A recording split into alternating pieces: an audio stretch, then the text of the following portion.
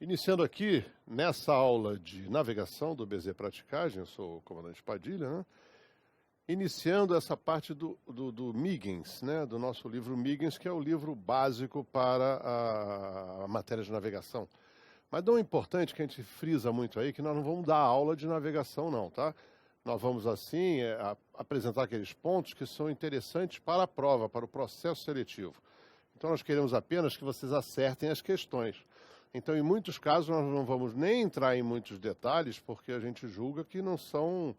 Não é uma aula, um curso técnico que você tem que aprender a mexer no equipamento, a repará-lo ou saber detalhes da sua construção, mas sim saber como o uso e o que influencia para a navegação. Tá? Então, aqui o nosso Navegação, Ciência e Arte, do comandante Miggins, oficial da Marinha também. E nós vamos, então, iniciar o capítulo 1, que fala do problema geral da navegação. Então, ele inicia aqui essa parte com as definições, né? Começa a falar algumas definições, principalmente para aqueles alunos que nunca tiveram familiarização nenhuma com nada do mar, navios, etc. Então, ele diz, o que é a navegação?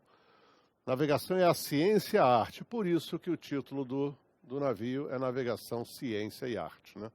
Porque a navegação é a ciência e a arte de conduzir com segurança um navio ou uma embarcação de um ponto a outro da superfície da Terra. Isso a gente sabe, ele bota até um texto aqui para definir, mas não é navegação. Navegar a gente sabe que é sobre o mar, sobre a água, então embarcação, navio, e de um lado para o outro. A gente costuma muito falar aqui, já que a nossa preocupação no processo seletivo de prático, né, é diferenciar o que é navegação do que é manobra. A navegação você leva de um ponto a outro, em alto mar, você bota piloto automático, etc. Já a manobra é aquela que você tem que manobrar o navio, fazer ele mudar a proa com um curto espaço um pequeno espaço de manobra, né? Dar máquinas a ré ou não, etc. Em navegação, você praticamente não dará máquinas a ré no navio, salvo se surgir uma emergência, um outro navio vindo para cima de você, que você tem que fazer uma parada, etc, etc. Mas em manobra você usa muito. Máquinas a ré, um eixo para um lado, outro eixo para o outro, os navios de 2 eixos, né? Mas navegação não é, só conduzir o navio. E essa aula de navegação não vai se preocupar com detalhes de manobra, se o navio tem um eixo, se tem 2, qual é o tipo de hélice que ele usa, o tipo de leme, nada disso, ok? Só a navegação como se o navio fosse um ponto, só isso.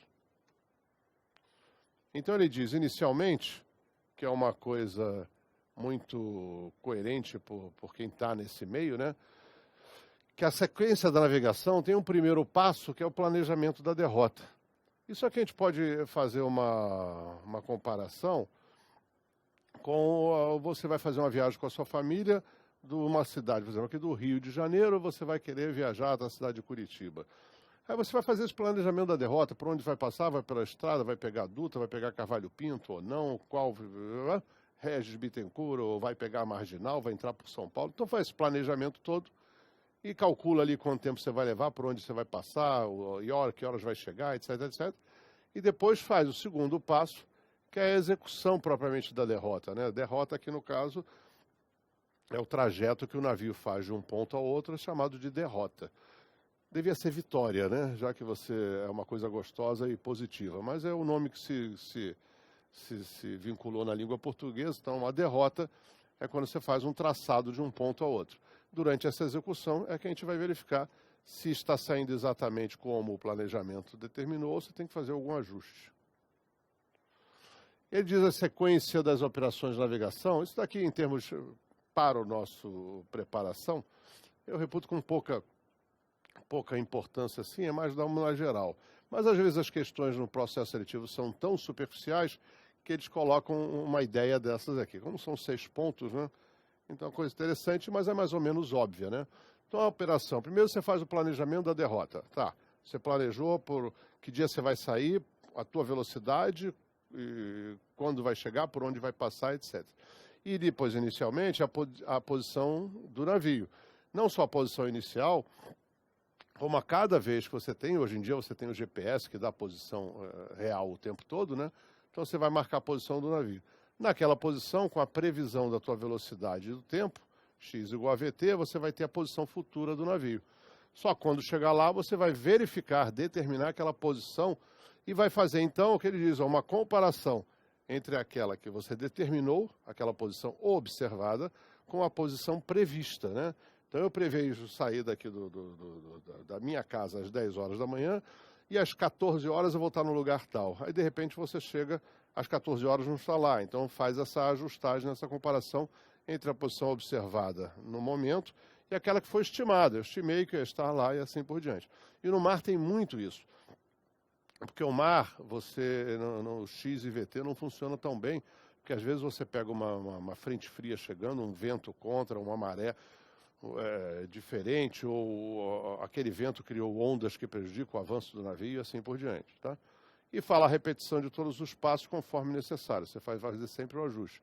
Cheguei atrasado, então na próxima pernada eu vou aumentar um pouco a velocidade e assim por diante. Na parte da teoria, ele diz, categorias primárias ou tipos de navegação. Pode ser uma navegação oceânica, vamos entender aquela transatlântica, né, que cruza o Atlântico, ou mesmo transpacífica, etc. Cruza o oceano. Aquela costeira que é feita nas costas do país. E aquela de águas restritas, que é normalmente dentro dos portos, né, em água, como diz, águas restritas, que você tem uma restrição de manobra, o navio não tem essa liberdade toda que tem nas navegações oceânica e costeira. Atenção em essa separação das navegações oceânica, costeira e águas restritas, é tudo com relação à distância. Mas a distância é em relação à linha de costa ou o perigo mais próximo, tá? Não é porque pelo desenho da costa do país, fica difícil você dizer, não, a navegação oceânica é fora das 50 milhas, né? Mas as 50 milhas tem que acompanhar o relevo, exatamente o litoral do país. Não, no Brasil não só em relação à linha de costa, mas também do perigo mais próximo. Esse é um detalhe interessante e importante. Então, como a gente vê aqui nesse exemplo, né, aqui temos uma carta náutica e uma navegação oceânica, segundo o nosso livro do Miggins, ela vai estar mais ou menos, uma linha reta aqui que a gente botou, a uma distância estimada, tá, distante não só da linha da costa, ou de um perigo mais próximo, tá?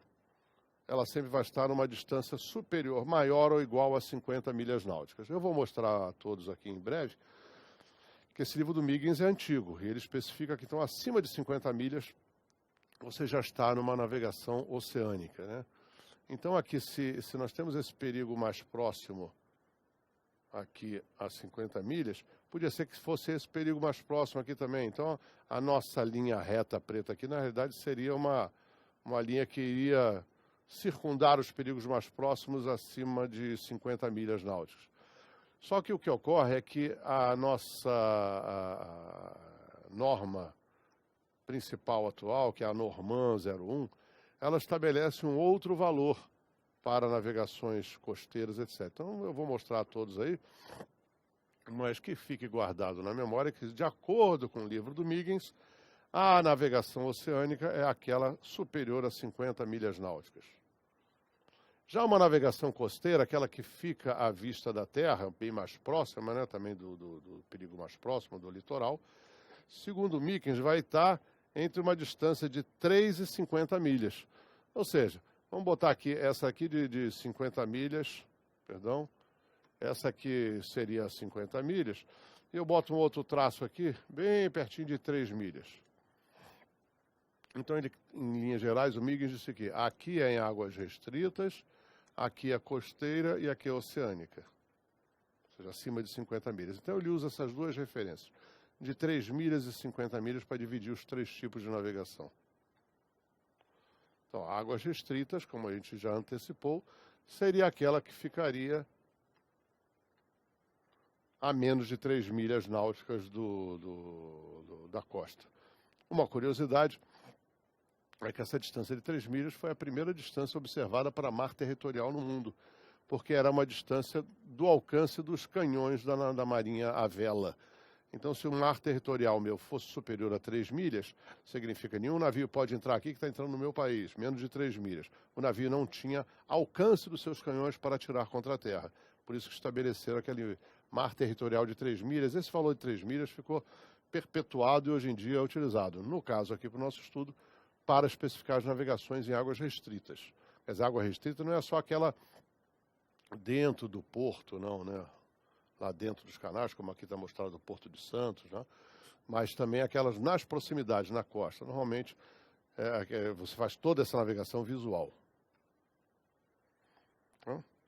E esse é o tipo de navegação, como está escrito aqui, que exige a maior precisão. Isso é mais ou menos óbvio, né? Porque se você está numa navegação oceânica, se você está aqui ou aqui, não tem tanta diferença aqui não. Agora, já numa navegação costeira, que tudo é mais próximo de outros navios, da costa, de pedras, de canais, etc., essa exige uma precisão muito grande.